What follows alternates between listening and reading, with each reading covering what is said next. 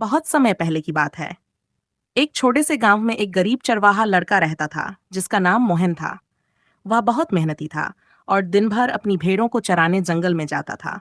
मोहन हमेशा खुश रहता था, लेकिन उसकी एक ख्वाहिश थी कि उसके पास कोई जादुई चीज हो जिससे उसका जीवन बदल जाए।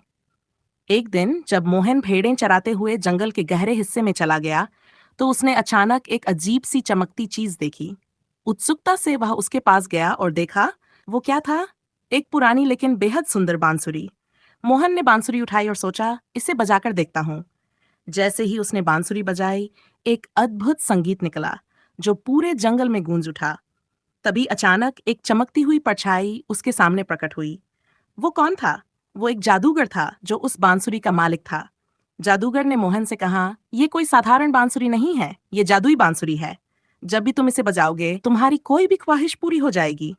लेकिन ध्यान रखना, इसका गलत इस्तेमाल मत करना, वरना इसके परिणाम भयानक हो सकते हैं।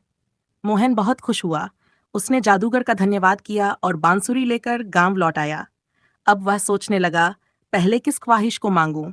उसने सोचा, क्यों न ढेर सारा खाना मांगूं, क्योंकि वह हमेशा भूखा रहता था।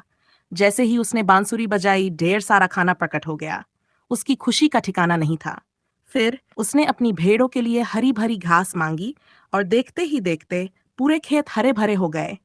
गांव के लोग ये देखकर हैरान रह गए। अरे, मोहन के पास ये सब कैसे आ गया?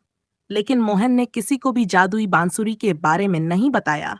कुछ दिनों बाद मोहन की इच्छाएं बढ़ने लगीं। उसने सोने चांदी की बारिश की ख्वाहिश की और सच में सोने चांदी की बारिश हो गई। अब वह इतना अमीर हो गया कि उसकी लालच बढ़ती ही जा रही थी।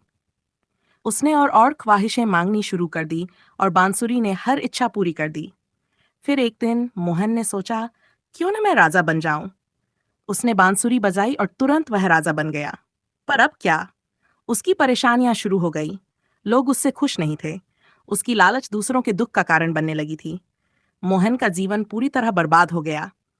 अंत में मोहन को जादूगर की बात याद आई। बांसुरी का गलत इस्तेमाल मत करना।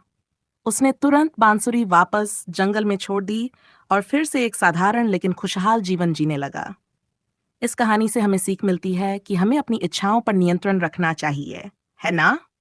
लालच और ज्यादा पाने की भूख कभी-कभी हमारे जीवन को पूरी तरह बर्बाद कर सकती है।